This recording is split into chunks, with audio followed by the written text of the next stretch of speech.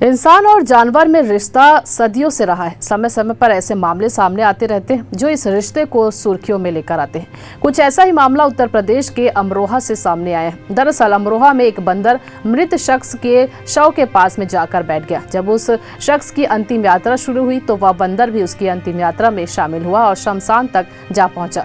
यहाँ तक कि जब तक शव का अंतिम संस्कार नहीं किया गया तब तक बंदर वहीं मौजूद रहा। इस बंदर की वीडियो और फोटो सोशल मीडिया पर जमकर वायरल हो रही है।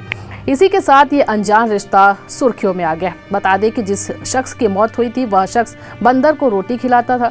माना जा रहा है कि रोटी के इस रिश्ते की वजह से बंदर शख्स की मौत पर आया और रोया भी। बंदर रोटी खाता रहा और राम कुंवर सिंह के साथ खेलकर चला जाता। बताया जा रहा है कि शव के अंतिम संस्कार के बाद जब परिजनों ने गंगा में स्नान किया तो बंदर भी गंगा में नहाया। इसके बाद वह वापस परिजनों के साथ ही शव वाहन में बैठकर घर आ गया। तब तक वहां मौजूद हर कोई मृतक और इस बंदर के रिश्ते को समझ चुका था। फिलहाल इस मामले की वीडियो और फोटो सोशल मीडिया पर वायरल हो रहे हैं।